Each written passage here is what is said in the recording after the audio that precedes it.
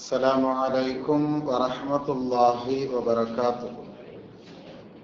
نحمده ونستعينه ونستغفره ونؤمن به ونتوكل عليه ونعوذ بالله من شرور أنفسنا ومن سيئات أعمالنا.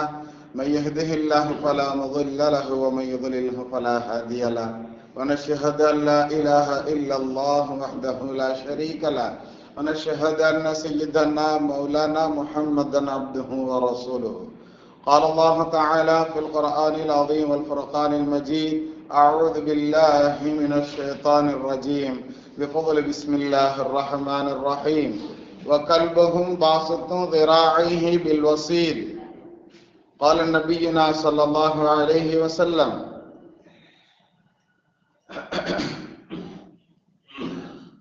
قال نبينا صلى الله عليه وسلم أن النبي صلى الله عليه وسلم نهى عن ثمن الكلب وأخبر أن ثمن الكلب خبيث، أو كما قال عليه الصلاة والسلام والتسليم. صدق الله مولانا العلي العظيم. صدق النبي صلى الله عليه وسلم. رب اشرح لي صدري ويسر لي أمري واحلل عقدة من لساني يفقهوا قولي. سبحانك لا علم لنا إلا ما علمتنا إنك أنت العليم الحكيم. புகழ் அனைத்தும் அல்லாஹ்வுக்கே சொந்தம். இறைவனுடைய தலைவர் பெருமானார் ரசூலே கரீம் ஸல்லல்லாஹு அலைஹி வஸல்லம் அவர்கள் மீதும் அவர்களை பின்பற்றிய சஹாபாக்கள், தாபியீன்கள், தபா தாபியீன்கள், இமாம்கள், அவுலியாக்கள், ஷஹதாக்கள், நாதாக்கள், சாலிஹீன்கள், குறிப்பாக அமர்ந்திருக்கக்கூடிய நம் அனைவர்களின் மீது, முஃமினான முஸ்லிமான ஆண் பெண் அனைவர்களின் மீதும் அல்லாஹ்வுடைய சாந்தியும் சமாதானமும் அன்பும் அருளும் பாதுகாப்பும் என்றும் உண்டாதாக. ஆமீன். கண்ணியத்திற்குரிய அல்லாஹ் நல்லடியார்களே, 1447வது ஹிஜ்ரி ஆண்டு இது. 2வது மாதமான சஃபருடைய மாதம், பிறை 27 ஜும்மாவிலே நாம் அமர்ந்திருக்கிறோம். அல்லாஹ் தஆலா இந்த ஜும்மாவினுடைய அனைத்து நலன்களையும் அடைந்து கொண்ட நல்லவர்களாகவும் நம் அனைவர்களையும் அல்லாஹ் பொருந்திக் கொள்வானாக. அல்லாஹ் நோயற்ற வாழ்வை நம் அனைவர்களுக்கும் நசீபாக்கி தருவானாக. அவனை நினைத்து வாழக்கூடிய நல்ல முஃமின்களாக நம் அனைவர்களையும் அல்லாஹ் கபூல் செய்வானாக. நமது இறுதி மூச்சு கலிமாவுடன் லா இலாஹ இல்லல்லாஹ் முஹம்மதுர் ரசூலுல்லாஹ் என்ற கலிமாவோடு அவனை சந்திக்கக்கூடிய பாக்கியவான்களாக அல்லாஹ் நம்மை கபூல் செய்வானாக. நாம் வாழும் காலமெல்லாம் அவனை நினைத்து நல்ல முஃமின்களாக வாழக்கூடிய பாக்கியத்தை அல்லாஹ் நம் அனைவர்களுக்கும் நசீபாக்கி தருவானாக. சய்யிதினா வாலி சய்யிதினா முஹம்மதின் ஸல்லல்லாஹு அலைஹி வஸல்லம். கண்ணியமானவர்களே, சமீபத்துல ஒரு 4-5 நாட்களாக ஓடிக்கொண்டிருக்கக்கூடிய பிரச்சனைகளில் ஒன்று நாய் சம்பந்தமான தீர்ப்பு சொல்லப்பட்ட ஒரு விஷயம். தெருநாய்க்களை எல்லாம் பிடித்து கொண்டு போய் காப்பகங்கள் அடையுங்கள் அப்படின்னு சொல்லி ரொம்ப கண்டிஷனான முறையில நீதிபதி என்ன செஞ்சிருக்கிறாங்க, தீர்ப்பு சொல்லி இருக்கிறார். அதன் பிரதிபலிப்பு எங்க தெரியுது அப்படின்னு சொன்னா, நாய் காதலர்களுடைய பிரதிபலிப்பு எல்லாம் வாட்ஸ்அப், ஃபேஸ்புக்குகள்ல நாம சமூக ஊடகங்களை நாம எடுத்து பார்த்தோம்னு சொன்னா, ஒவ்வொருத்தவங்க அவங்களுக்கு, அதாவது அருமையாக ஒரு பெண்மணி சொன்னாங்க, ரோட்டில் நடமாடுவதற்கு முடியாதவர்கள், கார்கள்லயே போயிட்டு வந்து இறங்குறவங்க எல்லாம் தான் இதுக்கு என்ன செய்யறாங்க, நாய்களுக்கு ஆதரவு கொடுத்து கொண்டிருக்கிறார்கள். சாமானியர்களாக, சிறுவர்களாக, விளையாடக்கூடிய சிறுவர்களாக, சாதாரண அடித்தட்டு மக்களாக, நடுத்தட்டு மக்களாக இருக்கக்கூடியவர்கள் யாருமே இந்த விஷயத்தை ஆதரிக்கவில்லை அப்படிங்கிற செய்திகளை எல்லாம் நாம் பார்க்க முடிகிறது கண்ணியவான்களை. ஆனால் அரசு, அதிலும் குறிப்பாக அதாவது நகராட்சிகள், மாநகராட்சிகள் இது போன்ற இந்த முறைகளில் செயல்படுத்த வேண்டிய ஒரு விஷயத்தை ஒரு உச்ச நீதிமன்றம் வந்து ஒரு கடுமையான ஒரு தீர்ப்பை சொல்லி இந்த விஷயத்தை கையில் எடுத்திருக்கிறது அப்படின்னு சொன்னா, அதனுடைய பாதிப்புகள் கொஞ்சம் அதிகம்தான் என்பதை அதுவும் சமீப காலமாக நாம் பார்க்க முடிகிறது கண்ணியவான்களை. ஆரம்பத்துல இருந்து நிறைய இருந்துகிட்டே இருந்தாலும் வெளியே தெரியாம இருந்துச்சு. இப்ப அங்கங்க நடக்கிற விஷயங்களை எல்லாம் என்ன செய்யறாங்க, எல்லாம் சிசிடிவி கேமராக்கள்ல எல்லாமே பதியப்பட்டு விடுகிறது. நம்ம தெருவில் நடந்தது, நம்ம ஏரியால நடந்ததுன்னு சொல்லி ஒவ்வொருத்தவங்களும் என்ன செய்யறாங்க, யூடியூப்கள் அப்லோடு பண்ணி விடுற வீடியோக்களை பார்த்தோம்னு சொன்னா பார்க்கும் போதே பயமா இருக்கு. சிறு பிள்ளைகளை எல்லாம் பெரட்டி போட்டு கடிக்குது நாய். நாய்கள் அப்படிங்கிறது நாய்களுக்கும் நமது இஸ்லாத்திற்கும் ரொம்ப தூரம் அல்ல. நாயை சுத்தமாக ஒழிக்கணும் அப்படின்னு சொல்லக்கூடிய மார்க்கமும் அல்ல நமது மார்க்கம். நமது மார்க்கம் நாயை பற்றி குர்ஆன் ஷரீஃப்ல அல்லாஹ் தஆலா அருமையாக ஒரு செய்தியை சொல்லி தருவான். வகல்புஹும் பாசித்தும் திராஇஹி பில் வஸீத். குகைவாசிகளோடு இருந்த ஒரு விஷயம். குகைவாசிகள் அவங்க எத்தனை பேரு அப்படிங்கிறதுல குர்ஆன் ஷரீஃப்ல அல்லாஹ் இப்படி சொல்லுங்க நபியே அப்படின்னு சொல்லி பதில் சொல்லுவான். யூதர்கள்லாம் சேர்ந்து என்ன செஞ்சாங்க, நபி ஸல்லல்லாஹு அலைஹி வஸல்லம் அவங்கள எப்படியாவது பொய்யர் அப்படின்னு சொல்லி வெளியே காட்டிடணும், நபிக்கு தெரியாதுன்னு ஏதாவது ஒரு விஷயத்த சொல்ல வச்சிடணும் அப்படின்னு சொல்லி கங்கணம் கட்டி கொண்டு அதை பத்தி இதை பத்தி தெரியாததை பத்தி பல காலங்களுக்கு முன்னால் வாழ்ந்த செய்திகளை பத்தி எல்லாம் கேள்வியா கேட்பான். அப்படி கேட்ட ஒண்ணுதான் நபி அவர்களுக்கு முன்னால் 400 ஆண்டுகளுக்கு முன்னால் வாழ்ந்த ஒரு சிலர்களை பற்றி உண்டான கேள்வி. அந்த குகைவாசிகளை பத்தி தெரியுமா உங்களுக்கு அப்படின்னு கேட்கும் போது அல்லாஹ் தஆலா சொன்னா, நபியை நீங்கள் இப்படி சொல்லுங்கள், அவர்கள் மூவர், அவர்களோடு 4வதாக நாய் இருக்கலாம். புரியுதுங்களா?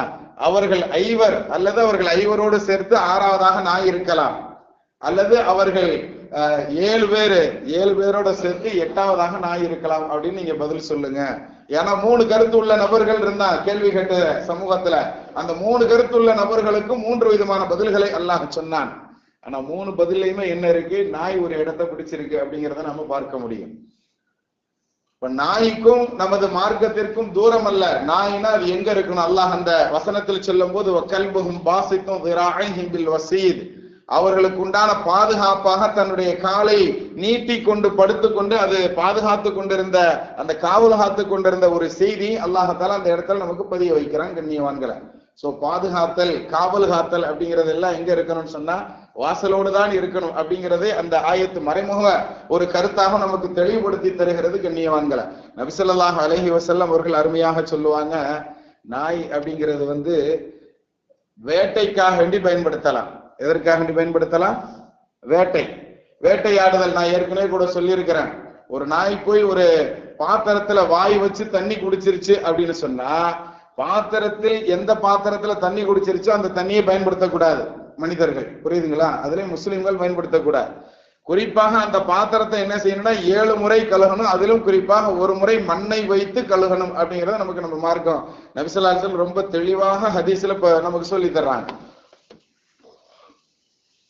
முதல் முறை மண்ணை வைத்து சுத்தம் செய்ய வேண்டும், அதற்கப்புறம் 7 முறை தண்ணீர் கொண்டு சுத்தம் செய்யணுங்கிறத நம்ம மார்க்கம் அவ்வளவு தெளிவாக சொல்லி தருது. ஏன்னா நாயினுடைய பற்கடியில் என்ன இல்ல, விஷம் இல்ல, அதனுடைய எச்சியிலேயே விஷம் இருக்கு அப்படிங்கறத நம்ம மார்க்கம் நமக்கு சொல்லி தருது. அப்ப அது நாக்கு வச்சு குடித்து விட்ட பாத்திரத்தை கூட 7 முறை கழுவணும்னு சொன்னா அது கடிச்சா அது எப்படி இருக்குங்கிறத நீங்க கவனிச்சுக்கோங்க கண்ணியத்திற்குரியவர்களே. ரேபிஸ் அப்படிங்கிற நோய் நாயினுடைய எச்சிலின் மூலம் பரவக்கூடிய நிறைய பிரபல்யங்களை பார்த்தோம் அப்படின்னு சொன்னா, நாய் மூஞ்ச நக்குது, தொடக்குது. காலையில எழுப்புறதுக்கு நாய் தான் நக்குது. சுப்ஹானல்லாஹ். எப்படிப்பட்ட ஒரு, அதாவது அருவருப்பான ஒரு விஷயம். அதை கூட ஃபேஷனாக என்ன செய்யறான், வச்சுக்கிட்டு இருக்கான் வெளிநாட்டுக்காரங்கள் எல்லாம். மேற்கிந்திய நாடுகள், எல்லாத்துலயும் வளர்ச்சி அடைந்த நாடுகள் அப்படின்னு சொல்லிக்கிட்டு இருக்கிறவங்க கூட இந்த மாதிரிதான் நாய்களை வளர்த்துக்கிட்டு இருக்கிறான். நாய்களுக்கு வீட்டுக்குள் இடம் அல்ல, வீட்டுக்கு வெளியே தான் இடம் அப்படிங்கிறத நம்ம மார்க்கம் தெளிவுபடுத்துகிறது. பெட்டு வரைக்கும் கொண்டு வந்து படுக்க வைக்கிறது, நாய்க்கு மட்டும் ஏசி போட்டு விடுறது, நாயோடு டைம் ஸ்பெண்ட் பண்றது, நாயோடு அதாவது பிள்ளைகளை கூட என்ன செஞ்சிடறாங்கன்னா, மேற்கத்திய கலாச்சாரம் பிள்ளைக்கு கூட தனி பெட்ரூம் வச்சு, தனி வீடுகள் வச்சு ஒரு குறிப்பிட்ட வயசுக்கு அப்புறம் தனிமைப்படுத்தி விடுகிறார்கள். ஆனால் நாய்களை கூடயே வச்சிருக்கிறாங்க. நாய்க்கு இன்னொரு பேர் கூட சொல்றாங்க, நல்ல காப்பாளன் அப்படின்னு சொல்லி அதுக்கு ஒரு பேரை வச்சிருக்கிறான். எல்லாம் வச்சுக்கோ, என்னன்னாலும் செஞ்சுக்கோ. ஆனால் வீட்டுக்குள் வளர்ப்பதற்கு நம்ம மார்க்கம் அதை என்ன செய்யல, அனுமதிக்கல. இன்று நாம் இஸ்லாமியர்கள் எத்தனையோ நபர்களை பார்க்கிறோம், காலை நேரங்கள்ல வாக்கிங்கு போகும்போது நாய் தான் துணைக்கு போகுது. நாயை இவர் வெளியே கூப்பிட்டு போறாரா அல்லது நாய் இவரை கூப்பிட்டு போதான்னு தெரியல. அந்த அளவுக்கு சூழ்நிலைகள் தான் இருந்து கொண்டு இருக்கிறது கண்ணியவான்களை. ஆகஸ்ட் 26 அப்படிங்கிறது வேர்ல்டு லெவல் நாய்கள் தினமா, உலக அளவு உண்டான சர்வதேச நாய்கள் தினம் என்பதாக கடைபிடிக்கப்படுகிறது. ஆனா அதை ஒட்டியோ என்னமோ தெரியல, இந்த நீதிபதி தீர்ப்பு சொன்னாரு, அருமையான தீர்ப்பை சொல்லி வச்சிருக்கிறாரு.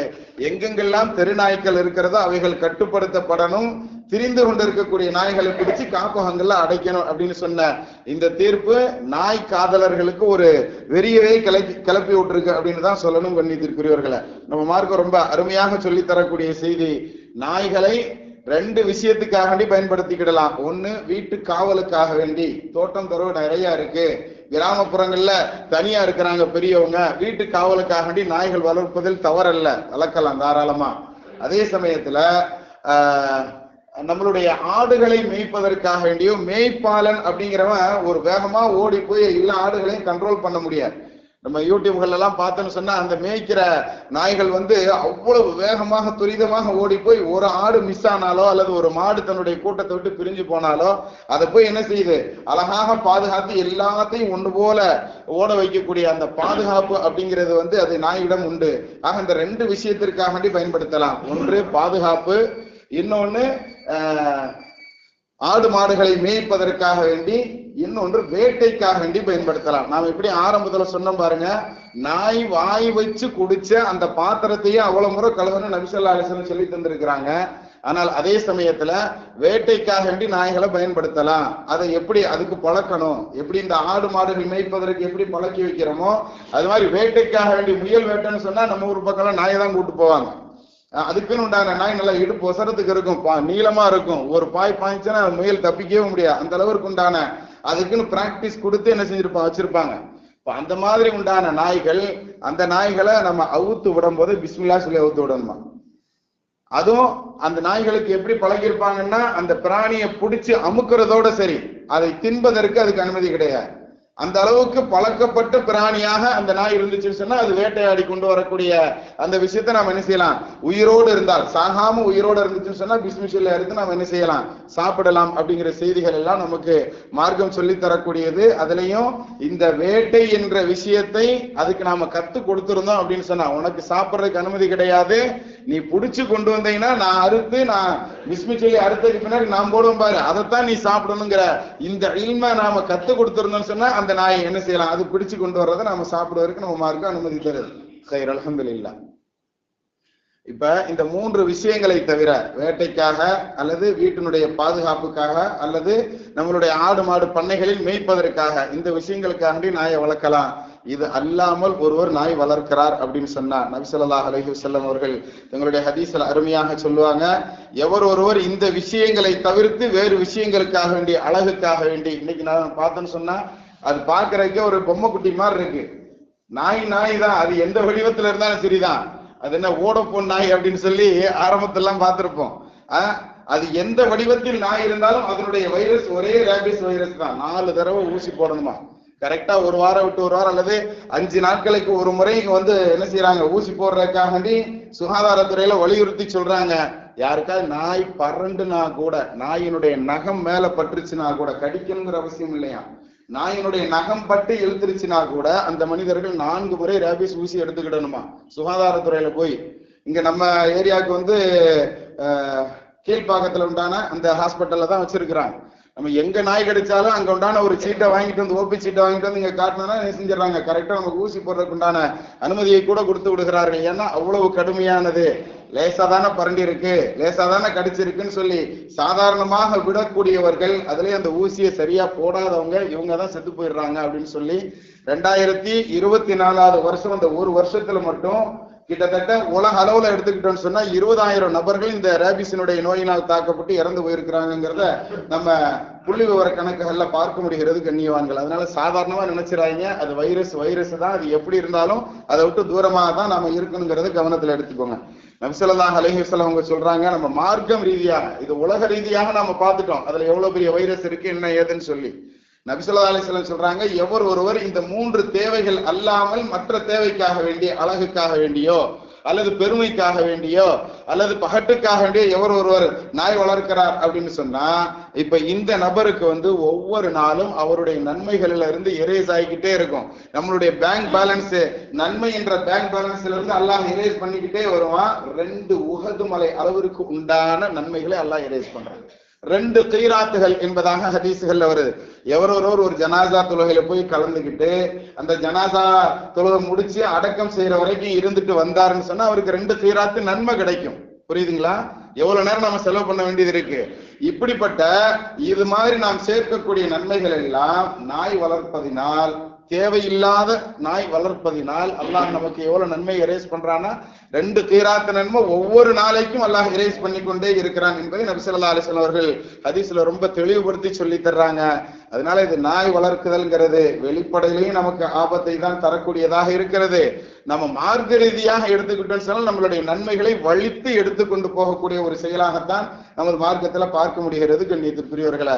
அதனால இந்த விஷயங்கள்ல ரொம்ப நாம் கவனமாக இருக்கணும். பழக்கத்துல கூட சொல்லுவாங்க, கள்ள கண்டா நாயை காணும். நாய்க்கும் மனுஷனுக்கு உண்டான நிறைய பழமொழிகளை நாம பார்த்தோம்னு சொன்னா ஏராளம் உண்டு. எல்லா பழமொழிகளும் மனிதனுக்கும் நாய்க்கும் ஏதாவது ஒரு விதத்துல கனெக்ஷன் தொடர்பு இருக்கத்தான் செய்யுது. நம்ம நாய் முழுவதும் நாம அழிப்பதற்கோ அல்லது அதை கொல்லணுங்கிறத நம்ம மார்க்கும் அனுமதிக்கல. ஆரம்ப காலங்கள்ல நபி ஸல்லல்லாஹு அலைஹி வஸல்லம் பாம்புக்கு என்ன விஷயங்கள் சொன்னாங்களோ, எங்க பார்த்தாலும் அடிக்க சொன்னாங்களோ, அதே மாதிரி நாயவும் என்ன செஞ்சீங்க, தெரு நாய்க்களை கொல்ல சொல்லி அனுமதி கொடுத்திருந்தாங்க நபி ஸல்லல்லாஹு அலைஹி வஸல்லம். இல்லன்னு இல்ல. ஆனால் பிற்காலத்துல அது மாற்றப்பட்டது. தேவைகளுக்காக, இந்த 3 தேவைகளுக்காக பயன்படுத்திக்கிடலாங்கிற அனுமதி நம்ம மார்க்கம் நமக்கு தந்திருக்கு கண்ணியவான்களை. அதே மாதிரி இன்றைய காலத்துல வியாபார ரீதியில நாம எடுத்துக்கிட்டோம் அப்படின்னு சொன்னா நாய் வியாபாரம் அப்படிங்கிறது ரொம்ப படுஜோராக இருக்கிற. இப்ப வீட்டுல வாங்கி வளர்க்குறோம் அப்படின்னு சொன்னா அது வீட்டு பெட்டாக வளர்க்கக்கூடிய அந்த சிறு சிறு பிராணிகள், பொம்மைகள் போன்று இருக்கக்கூடிய அந்த நாய்களை கூட எத்தனையோ லட்சங்கள் கொடுத்து வாங்கக்கூடியவர்கள் இருந்து கொண்டு இருக்கிறார்கள். அப்ப அவ்வளவு காசுகள் கொடுத்து வாங்கக்கூடிய, அவ்வளவு பணம் பரிமாற்றம் செய்யப்படக்கூடிய அளவிற்கு உண்டான ஒரு வியாபாரமாக இந்த நாய் வியாபாரம் ஆகியிருக்கிறது கண்ணியத்திற்குரியவர்களை. நபி ஸல்லல்லாஹு அலைஹி வஸல்லம் அவர்கள் அருமையாக சொல்லி தருவாங்க, நாயின் மூலம் வரக்கூடிய பணம் இருக்கிறது ஹபீசுன், அது கெட்ட பணம் என்பதாக நபி ஸல்லல்லாஹு அலைஹி வஸல்லம் சொல்லுவாங்க. அது நாய் வித்து வந்தாலும் சரி, அல்லது நான் நாயை தொடக்கூட கிடையாதுங்க, நான் ஆன்லைன்ல தான் வியாபாரம் பண்றேன். எப்படி இன்னார்ட்ட நாய் இருக்குன்னு எனக்கு தகவல் வருது, அந்த தகவலை நான் என்ன செய்யறேன், நான் விளம்பரத்துல நான் வாட்ஸ்அப்ல போடுறேன். அதை பார்த்துட்டு என்கிட்ட யாராவது வாங்குறதுக்கு வர்றாங்கன்னா நான் அவங்களை அப்படியே டைரக்டா நான் கை காட்டி விட்டுறேன், எனக்கு லாபத்தை மட்டும் எடுத்துக்கிறேன்னு ஒருவர் நாயை தொடாமல் நாயை வாங்காமல் நான் வியாபாரம் செய்கிறேன்னு சொன்னாலும் சரிதான். நாயின் மூலம் கிடைக்க, நபி ஸல்லல்லாஹு எவ்வளவு அருமையான வார்த்தை பாருங்க, நாயின் மூலம் கிடைக்கப்பெறக்கூடிய பணம் ஹபீசுன், அது கெட்ட பணம் அப்படின்னு நபி ஸல்லல்லாஹு ஷார்ட்டா முடிச்சுட்டான். அது நீ எப்படி வியாபாரம் பண்ணாலும் சரி, நீ வாங்கி வளர்த்து விற்றாலும் சரி, அல்லது ராஜபாளையத்துல போய் நேரடியா வாங்கிட்டு வந்தாலும் சரி, அப்படி இல்லைன்னு சொன்னா நீ ஆன்லைன்ல நீ வியாபாரம் செஞ்சாலும் சரி, எந்த விதத்தில் உன்னுடைய வியாபாரத்தை நீ அமைத்து கொண்டாலும் அதன் மூலம் கிடைக்கப்பெறக்கூடிய பணம் அது நஜீஸ் தான், அது கூடாது அப்படிங்கிறத என்ன செய்யறாங்க நபி ஸல்லல்லாஹு அலைஹி வஸல்லம் அவர்கள் ஹபீசுன், கெட்ட பணம் அப்படின்னு சொல்றாங்க. பாத்ரூம்குள்ள போகும்போது அல்லாஹும்ம இன்னி அஊது பிக மினல் ஹுபுஸி வல் ஹபாயிஸி, கெட்ட ஆண் பெண் ஷைத்தான்களுடைய தீண்டுதல்களை விட்டு இறைவா உன்னிடத்துல பாதுகாப்பு தேடுகிறேன் அப்படின்னு இப்படி துஆவத சொல்றாங்க நபி ஸல்லல்லாஹு அலைஹி வஸல்லம். அதுக்கு அந்த கெட்ட ஷைத்தானுக்கு என்ன வார்த்தையை பயன்படுத்துறாங்களோ அந்த ஹபீஸ் அப்படிங்கக்கூடிய அந்த வாசகத்தை, அந்த பதத்தை நமக்கு என்ன செய்யறாங்க, நாய் விற்பதின் மூலம் அல்லது வாங்குவதின் மூலம், நாயினுடைய பண பரிவர்த்தனை மூலம் கிடைக்கக்கூடிய அந்த லாபம் அப்படிங்கிறது, அந்த பணம் அப்படிங்கிறது அந்த ஹபீஸுக்கு ஒப்பானதுங்கிறத நமக்கு நபி ஸல்லல்லாஹு அலைஹி வஸல்லம் சொல்லி தர்றாங்கன்னு சொன்னா நாம் ரொம்ப கவனமாக இருக்கணும் கண்ணியத்திற்குரியவர்களை. அதாவது ரொம்ப கரும் நிறம் கொண்ட நாய் இருக்குதுன்னு சொன்னா அந்த நாய் அது ஷைத்தான் அப்படிங்கிறதே நபி ஸல்லல்லாஹு அலைஹி வஸல்லம் ரொம்ப தெளிவா சொல்றாங்க, கல்புல் அகூர் அப்படின்னு சொல்லுவாங்க. அதே மாதிரி சில நாய்கள் இருக்கும், அதனுடைய கண்களுக்கு மேலாக 2 வெள்ளை புள்ளிகள் இருக்கும். அது மாதிரி உண்டான நாய்களை பார்த்தாலும் நீங்க ஷைத்தானை விட்டு பாதுகாவல் தேடிக்கொள்ளுங்கள் அப்படின்னு நபி ஸல்லல்லாஹு அலைஹி வஸல்லம் சொல்லி தர்றாங்க. இது மாதிரி நாய்களை பற்றி உண்டான பஹஸ், அந்த ஆய்வுங்கிறது ரொம்ப பெருசாக போகும் கண்ணியத்திற்குரியவர்களை. ஒரு ஹதீஸ்ல நபி ஸல்லல்லாஹு அலைஹி வஸல்லம் அவர்கள் இப்படி சொல்லுவாங்க,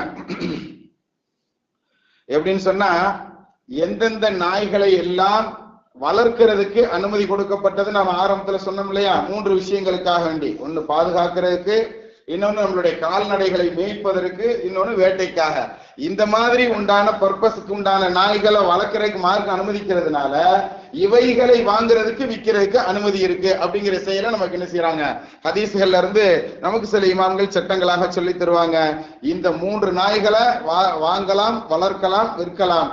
ஆனால் இது அல்லாத மற்ற நாய்கள் வாங்குவதோ விற்பதோ அது நம்மளுடைய மார்க்கத்துல ஹபீஸ், அது ஒரு கெட்ட பணம் என்பதாக சொல்லித்தரப்படக்கூடிய செய்திகள் கண்ணியத்திற்குரியவர்களை. ஆக எந்த சூழ்நிலைகள் இருந்தாலும் நமது மார்க்கத்தின் பிரகாரம் நடப்பதற்கு நாம என்ன செய்யணும், முயற்சி செய்யணும். எதா இருந்தாலும் எல்லாத்துக்கும் ஒரு வழிகோல் இருக்கிறது. 1400 வருஷத்துக்கு முன்னாடி நபி ஸல்லல்லாஹு அலைஹி வஸல்லம் சொல்லிட்டு போன இந்த செய்திகளை எல்லாம் போன வாரம் தீர்ப்பின் மூலம் நமக்கு இந்த அரசு, இந்த டெக்னாலஜி நிறைஞ்ச காலம் நமக்கு சொல்லி தருதுன்னு சொன்னா யார் அப்டேட்ல இருக்கிறோங்கிறத நினைச்சு பாருங்க. யாருடைய சட்டங்கள் நமக்கு அப்டேட்டாக இருக்கிறது அப்படிங்கறது நீங்க விளங்கி பாருங்கள் கண்ணியத்திற்குரியவர்களே. நம்ம மார்க்கம் 1400 ஆண்டுகளாக சொல்லி கொண்டிருக்கக்கூடிய ஒரு விஷயத்தை சமீபமாக ஒரு வாரத்திற்குள்ளாக தீர்ப்பாக சொல்லி அதை நடைமுறைப்படுத்தணும் அப்படின்னு சொல்றாங்கன்னு சொன்னா நம்மளுடைய மார்க்கம் எல்லா காலத்திற்கும் தோதுவான மார்க்கம் இருக்கு. இதை விட ஒரு பெரிய உதாரணங்கள்லாம் உங்களுக்கு சொல்லி புரிய வைக்கணும்னு அவசியம் இல்லைன்னு நினைக்கிறேன். அல்லாஹ் தஆலா உண்மையை விளங்கி அமல் செய்யக்கூடிய பாக்கியவான்களை நம்மை கபூல் செய்வானாக. நாய் அது எந்த வடிவத்தில் இருந்தாலும் நஜீஸ் தான். அது ஈரமாக இருக்கக்கூடிய ஒரு நாய் நம்மளுடைய மேல உரசிருச்சுன்னு சொன்னா கூட அதனுடைய விஷயத்துல கவனமாக இருக்கணும். அப்படியே நாம தொழுகையில கலந்து கொள்ள முடியாது. ஏன்னா அதனுடைய உடல் இயல்பாகவே நஜீஸாக இருக்கக்கூடியது. அது ஈரமாயிருச்சுன்னு சொன்னா அந்த ஈரத்தோட நம்ம மேல உரசிருச்சுன்னு சொன்னா அந்த ஆடையோடு நாம் தொழுவதை கூட தவிர்த்து கொள்ளணும். அதை 7 முறை கழுகணுங்கிறது எப்படி எச்சிக்கு என்ன ஹுக்குமோ என்ன சட்டமோ அது போன்றுதான் ஈர நாய் நம்ம மேல உரசிருச்சுனாலும். அதனால இது போன்ற விஷயங்களில் கவனமாக இருப்போம். அல்லாஹ் நம்ம அனைவர்களுக்கும் அதன் பிரகாரம் பேணி நடக்கக்கூடிய பாக்கியவான்களாக அல்லாஹ் நம்மை கபூல் செய்வானாக. வஹக்க சய்யிதினா வ ஆலி சய்யிதினா முஹம்மதின் ஸல்லல்லாஹு அலைஹி வஸல்லம்.